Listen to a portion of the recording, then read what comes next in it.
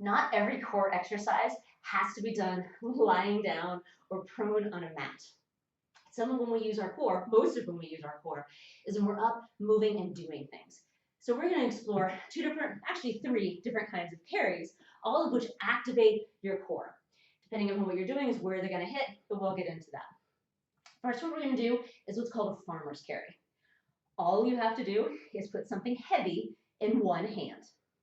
I'm going to use a weight, not a particularly heavy one, because I've been doing a lot of these today. I don't want to show you guys good form, not me being sloppy and lazy. So for a farmer's carry, in one variation, you just put one weight in one hand. The temptation when you have a weight on one side is to start to drop to that side because it gets heavy. So what you're having to do to keep yourself level is activate the opposite side to draw yourself up, keep everything nice and square. From here, you simply walk around your house, up and down your driveway, wherever you choose to go, keeping track of about how far you walk so that when you're done, you change sides, do the same thing on the opposite side. Again, opposite side is activating to keep you nice and level. That's a farmer's carry. Second variation is a waiter's carry. So we're going to press up. This can be anything. It can be a milk jug as long as you've got the lid sealed nice and tight. It can be a weight like this. So what you're going to notice here is as you take it overhead, this has to start to activate because you want to go backwards and you want to keep it nice and held. We don't want to lock out the elbow. So we want this nice and strong and straight, but not locked. We're putting too much pressure on that elbow. And again, the rest of your body is working to compensate and keep you from falling forward, back, side to side. And again, you simply walk. Nothing very fancy with that.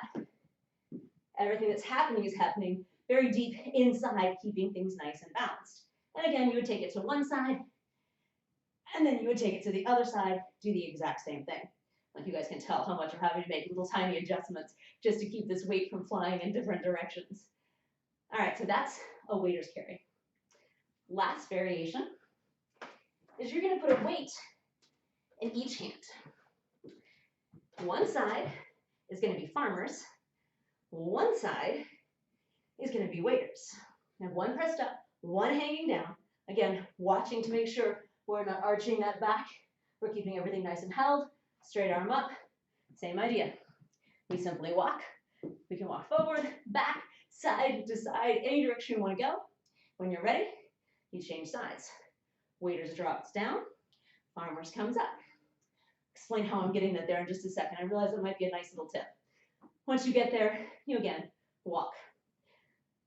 Take a brief moment to show how I'm getting into that waiter's carry.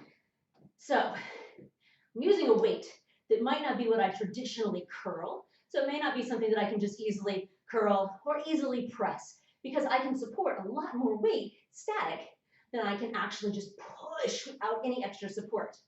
So when you get extra strength, your legs. Your legs are really strong. So to get that weight up, you're going to bend your legs and give yourself a little push. So you drop down, pull it up. From here, we do that again. We drop down, and as we push up through our legs, then we drive up through the hand. It's actually called a push press. We'll look at this at some later time in greater detail. But for this particular exercise, we bend the knees, we push up, and we drive that weight up to the ceiling. It just allows you to work with a little bit heavier weight than you might be able to work with otherwise. So those are farmers and waiters carries.